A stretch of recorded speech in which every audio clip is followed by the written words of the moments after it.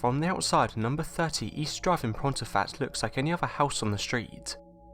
It's a modest 3-bedroom semi-detached council house. However, it has a sinister side hiding within.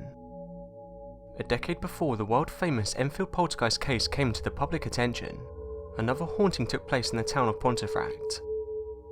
Number 30 East Drive on the Chequerfields Estate, East Yorkshire, stood on a corner at the top of a hill close to what was once the site of the town's gallows. Living at number 30 were Jean and Joe Pritchard, their son Philip aged 15 and their daughter Diane aged 12. The poltergeist, later to become known as the Black Monk of Pontefract, began disturbing the Pritchard family in 1966 with a wide variety of paranormal activity.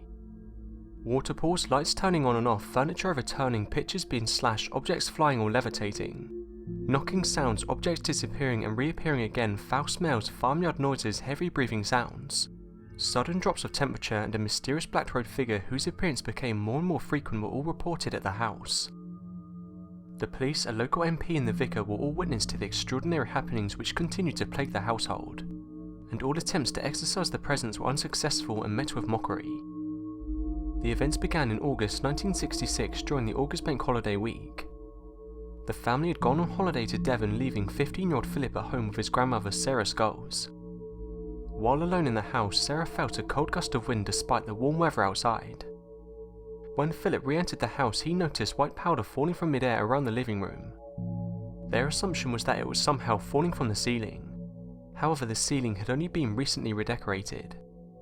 At this point, the pair were more confused than scared, so Sarah went to consult her daughter Marie Kelly, who lived just across the road.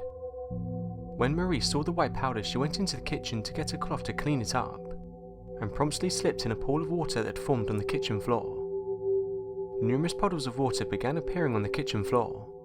By now, one of the neighbours, Enid Pritchard, came round to see number 30 to see what the commotion was about. Being the practical type, she immediately went and turned off the water. However, it had no difference and pools of water still appeared. Mrs. Kelly then decided to report the water leaks to the water board, who advised they would send someone around as soon as possible. Later that afternoon, the man from the water board appeared. After much checking of pipes, rodding the drains and summarising that the water may be condensing, he went away to report the problem to his manager, and an hour later the pool of water stopped appearing. This was only the beginning though. Later that evening at around 7 PM, Sarah was watching TV in the living room when from the kitchen Philip shouted, "Grandma, it's happening again." The worktop in the kitchen was strewn with sugar and dry tea leaves, and as they stared at it, the button on the tea dispenser went slowly in and out several times, covering the draining board in tea. This carried on even when the tea dispenser was empty, prompting Sarah to shout out in desperation, "Stop it." As she did so, there came a loud crash from the hallway. They slowly opened the door leading to the hallway, half expecting to catch a burglar, only to find it silent, dark and empty until a hall light flicked on by its own accord, startling them both. They slowly made their way to the foot of the stairs and saw what made the noise.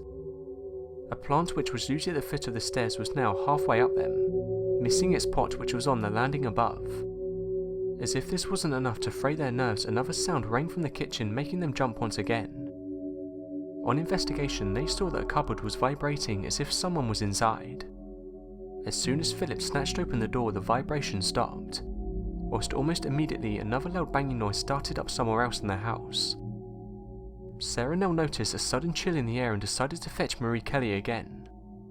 As soon as Marie stepped in the kitchen, she was confronted by the shaking cupboard and the sound of cups and plates inside rattling. Sarah then went to the next door to ask the neighbour, Mr. and Mrs. Mountain, if they were responsible for the banging noises.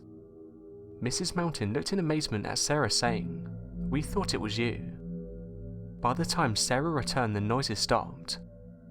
The three of them sat discussing the unnerving events until around 9:30 PM. When Marie left, hoping it was all over for the night, Philip decided to go to bed and Sarah figured a good night's sleep was needed also. After locking up and switching off the downstairs lights, Sarah went into Philip's room to wish him a good night. As she did so, a heavy chest of drawers began swaying without explanation. That was the final straw for the night. Sarah and Philip left the house and went to sleep at a neighbour's out of fear for their safety. The house continues to attract teams of paranormal investigators from all over Europe, and is featured on many paranormal television shows. So my question to you is, would you spend the night in this house? Let me know in the comments.